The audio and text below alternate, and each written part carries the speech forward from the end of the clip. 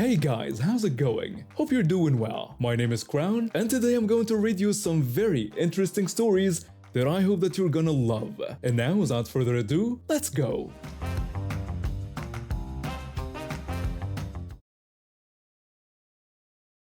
My yard garden is my way of dealing with everything I've been through. The divorce, watching my kids grow up and move away, starting over in my 50s. I've been living there for some years when she moved in next door. Right from the beginning, Karen had this way of getting into everyone's business. She'd show up at neighborhood barbecues without being invited, comment on how people took care of their lawns, and always had opinions about everything. Most of us just put up with her because she was a neighbor. The whole nightmare started on a Tuesday morning. I was out front working on my roses and enjoying the morning sun when I heard footsteps walking across the grass. I looked up to see Karen walking toward me with that look she gets when she's about to ruin someone's day. She called out to me in a demanding tone, getting my attention. I straightened up, surprised by how harsh she sounded. I greeted her back and asked what was going on. She planted herself right in front of me with her hands on her hips, giving me this smug look like she was about to deliver some important news. She told me she needed to discuss something very important with me. I figured maybe there was a neighborhood issue or something about the homeowners association. I pushed down my pruning shears and wiped my hands on my jeans. I told her I was listening and asked what was on her mind. That's when she hit me with the most ridiculous thing I'd ever heard.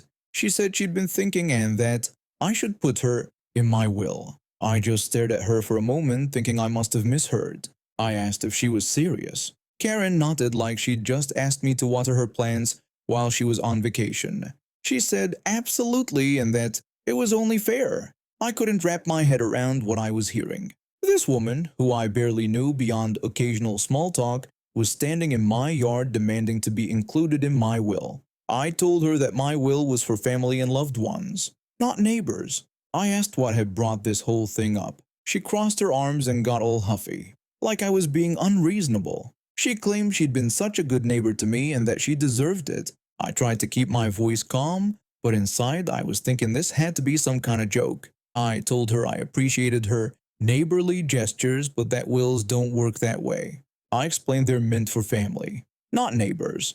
Her face started turning red and her voice got louder. A few other neighbors were starting to peek out their windows. She yelled that she'd done so much for me and that she deserved to be in my will. I was getting fed up. What had she actually done for me? Borrowed my hedge trimmer twice, complained about my music being too loud. I told her I couldn't believe she was even asking for this and that it wasn't happening. Then she did something that made my blood run cold. She pointed her finger right at me and her voice dropped to this threatening tone. She warned me that if I didn't do it, there would be trouble. I stood there thinking about how crazy this whole conversation was. Who threatens their neighbor over something like this?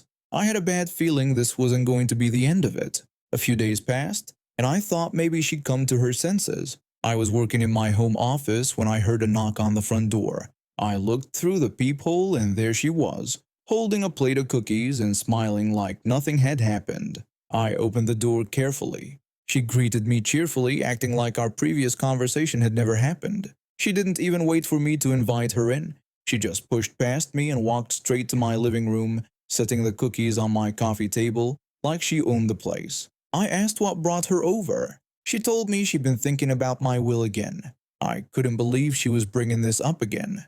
I thought the cookies were supposed to be some kind of apology. I reminded her that I'd already told her my will was for family and jokingly asked if she was planning on killing me. I meant it as a joke, but she didn't even crack a smile. She insisted that I should include her and that it was only right. I was trying to stay calm, but this was getting beyond frustrating.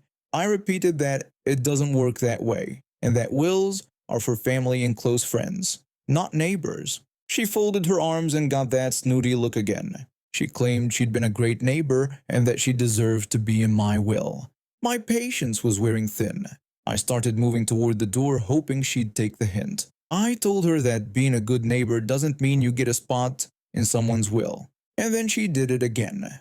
The pointing finger, the threatening tone. She repeated her warning about trouble if I didn't comply. I told her I wasn't putting her in my will and that she couldn't threaten me into doing it. She huffed and puffed like a child having a tantrum, but eventually left. I locked the door behind her and started thinking about what my next move should be. The next morning, I called my lawyer. I'd worked with him during my divorce, and he was a straight shooter who didn't mess around. I explained the whole situation, and he was just as confused as I was. My lawyer told me this was definitely harassment and advised me to document everything she said and did. He warned me to call the police immediately if she made things worse. A few days later, I was coming home from the grocery store when I saw Karen waiting by my front door. But this time was different. This time, she wasn't holding cookies. She was holding a small silver pistol. I felt sick to my stomach. This couldn't be happening. She reminded me that she'd warned me what would happen if I didn't listen to her. My voice was shaking while I tried to stay calm. I begged her to put the gun down and told her we could talk about this. But something in her eyes told me she was way past the point of reasonable conversation. She raised the gun with trembling hands, and I realized I was trapped between her and my front door. I slowly moved my hand into my pocket where my phone was. I managed to dial 911 without looking and kept the call connected so the dispatcher could hear what was happening. I pleaded with her not to do anything we'd both regret. She didn't say a word, just stared at me with this wild look that sent chills down my spine. The silence felt like it lasted forever. Then I heard the most beautiful sound in the world, sirens in the distance. My heart pounded with relief, but Karen didn't budge. She kept that gun pointed right at me. Police cars surrounded us, and officers had their weapons drawn. They ordered Karen to drop the gun, but she seemed to be in her own world. A negotiator started talking to her through a megaphone, trying to get her to surrender peacefully. I just stood there praying this would end without anyone getting hurt. The negotiator urged Karen to think about what she was doing and warned her that this wouldn't end well for her. I could hear the urgency in their voice. It felt like hours, but it was probably only minutes before Karen finally, slowly lowered the gun to the ground. The police rushed in and secured the weapon. They handcuffed Karen and led her away while I stood there shaking. The whole neighborhood had come out to watch, and I knew they'd witnessed everything. The aftermath was rough. I started having nightmares and couldn't shake the fear. I began seeing a therapist to help deal with the trauma. When I got the summons to testify at Karen's trial, my anxiety spiked again, but I knew it was important for justice to be served. During the trial, I had to relive that terrifying day on the witness stand. Karen sat there looking completely calm, which somehow made it even more unsettling. The prosecutor did a thorough job, and I could tell the jury was taking this seriously. At the sentencing hearing, I explained how the incident had affected my life, the anxiety, the fear, the way it had disrupted my sense of safety in my own home. Karen showed no remorse whatsoever. The judge sentenced her to 10 years in prison for attempted murder and assault, plus mandatory anger management counseling and a restraining order. I finally felt like I could breathe again. A few months later, Karen's sister showed up at my house. I'd met her once or twice over the years at neighborhood events. She apologized for what had happened with Karen and said she had no idea her sister was behaving that way. I thanked her and told her it had been tough, but that we'd get through it. She hesitated before asking if I could find it in my heart to forgive Karen someday, explaining that her sister had been through a lot. I told her I appreciated her concern, but that what Karen did was really dangerous and that forgiveness might take time. She looked disappointed and left shortly after. I understood she was trying to help her family, but some lines can be uncrossed. My family immigrated to America back in the 1880s and settled in Nebraska, where we farmed for about 80 years. My great-grandmother was a smart woman who saw the writing on the wall in the early 1960s. She decided to sell the entire farm before she passed away and split the money 3 ways between her sons when she died. She figured it was better to liquidate everything while she could oversee it, rather than leave a mess for her boys to figure out. When she passed in 1969, my grandfather inherited his third of that farm money. My grandfather wasn't the type to blow through cash. He was a military man with 22 years in the service, and he had plans. He decided to let that inheritance money sit and grow while he finished out his military career. In 1971, he deployed to Vietnam for his second and final tour. When he came back, he retired from the military and was ready to start the next chapter of his life. His plan was simple but ambitious. He wanted to start a concrete business using his inheritance money. This was back when a man could build something from nothing with hard work and smart investments. The timing seemed perfect, and he had the capital to do it right. My grandfather had this old Chevy truck that he'd been driving for years. It wasn't pretty, but it got the job done. Right when he was getting his concrete business off the ground, the engine in that truck decided to give up the ghost, completely blown. My grandfather was busy setting up his new business and didn't have time to mess around with truck repairs himself, so he made what seemed like a reasonable decision. He went out and bought himself a brand new engine for the truck. Not just any engine, but an upgrade from what he had before. Something with more power that would serve him better in his concrete business. After purchasing the engine, he drove down to the only garage in town to see about getting it installed. The garage was run by a guy I'll call Earl. Earl was the son of one of my grandfather's old friends, which should have meant something in a small town like ours. When my grandfather walked into that garage, he felt confident he was dealing with honest people. My grandfather asked Earl if he could handle installing the new engine in his truck. Earl said he could do the work, but warned that engine swaps weren't cheap since they required a lot of labor. My grandfather told him that was fine and asked about the price. They haggled back and forth for a while until they settled on what seemed like a fair amount for the job. Earl told my grandfather to bring the truck back in about a week and it would be ready to go. This was a small town where handshake deals meant something, so my grandfather didn't think twice about leaving his truck and expensive new engine with Earl. A week later, my grandfather returned to pick up his truck. He admits he felt foolish for not inspecting the work more carefully, but he trusted Earl because of the family connection and the small town reputation. He figured the son of his friend would do right by him. My grandfather asked Earl if everything looked good under the hood. Earl told him that the truck was running like a dream now and that the new engine would serve him well. My grandfather paid Earl, shook his hand, and drove off in his truck. The business was booming and he stayed busy with concrete jobs for the next several months. It wasn't until about 4 months later, when it came time for his first oil change, that he discovered what Earl had really done. When my grandfather popped the hood to change the oil, he immediately noticed something was wrong. The engine sitting in his truck wasn't the engine he'd bought.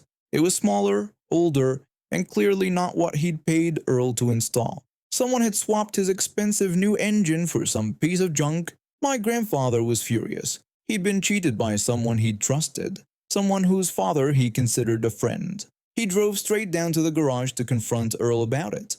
My grandfather walked into the garage and demanded to speak with Earl immediately. Earl asked what the problem was. My grandfather explained that the engine in his truck wasn't the engine he'd bought, and that Earl had clearly swapped it out for something cheaper. Earl came out from behind the counter with a smug look on his face, clearly not planning to admit to anything. Earl said he didn't know what my grandfather was talking about, and insisted he had installed exactly what my grandfather had brought him. He suggested that if there was a problem with the truck, it wasn't his fault. My grandfather explained that it had taken him 4 months to notice because he'd been busy building his business, but he knew what he'd bought and he knew what was in his truck now, and they weren't the same engine.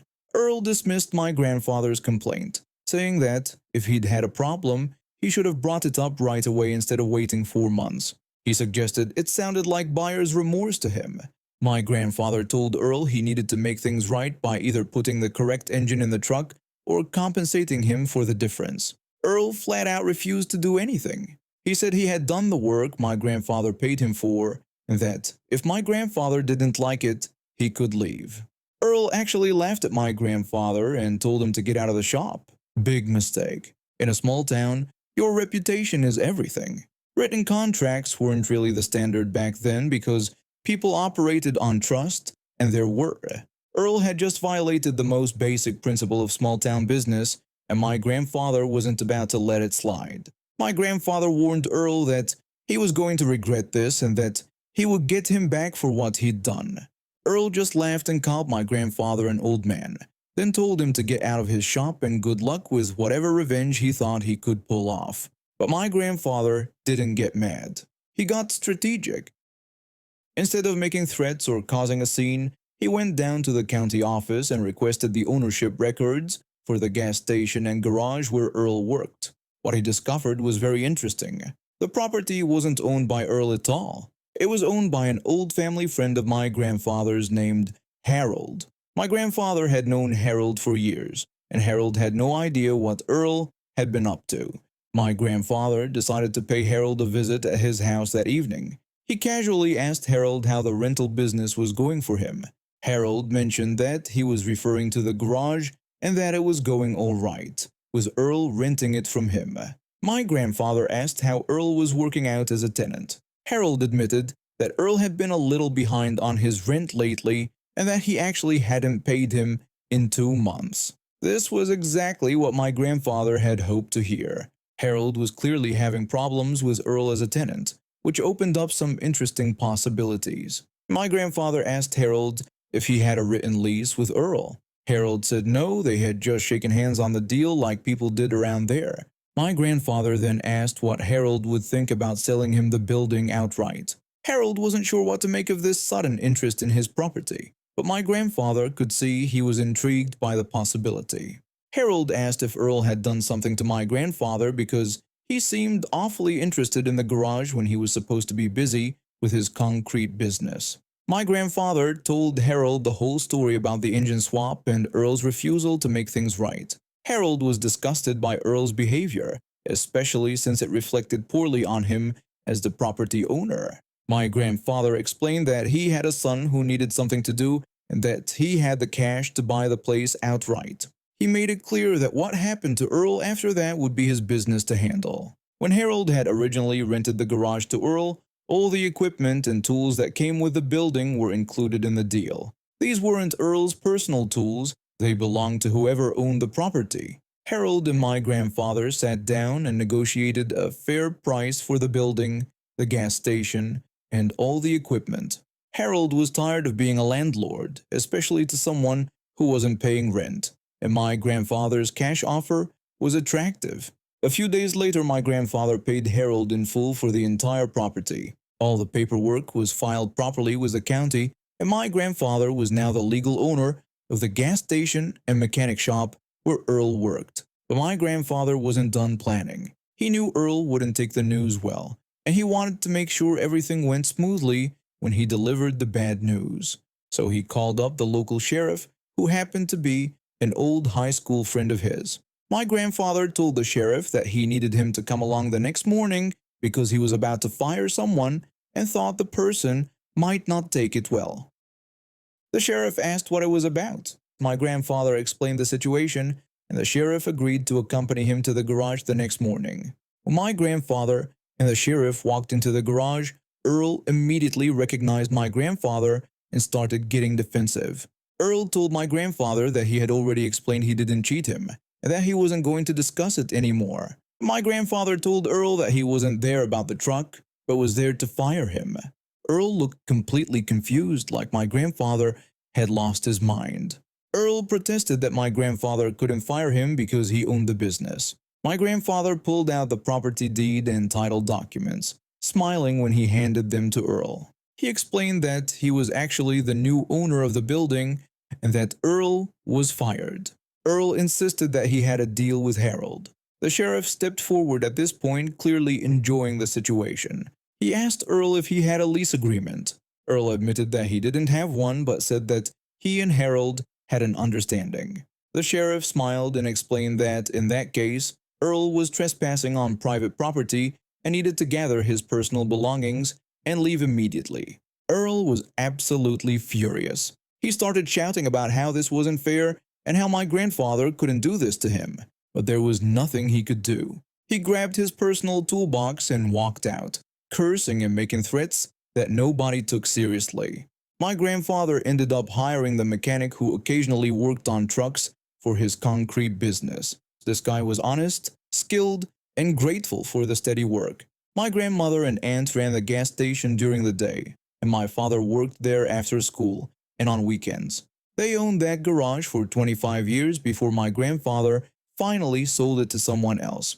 During that time, it became known as the most honest and reliable garage in the county. Word got around about what had happened to Earl, and everyone understood that cheating customers would have results. Earl tried to open his own garage in the next town over, but word travels fast in rural areas. His reputation followed him, and he never could establish the kind of trust necessary to run a successful business. Last anyone heard, he'd given up on being a mechanic altogether. My house is one of the few without a driveway, so street parking is a must for me, which had never been a problem until a few years ago. The guy who caused all this trouble lived 2 houses down from me. He ran some kind of contracting business and had this big white pickup truck with his company name plastered all over the sides. For years, we'd just nod at each other if we happened to be outside at the same time. No real conversations, but no problems either. Then one day, out of nowhere, he started parking his truck directly behind my car. Not just close, I'm talking maybe 6 inches between our bumpers. At first, I figured it was just a coincidence. Maybe he had family visiting or something going on at his house. But after a week of this, I realized it wasn't temporary.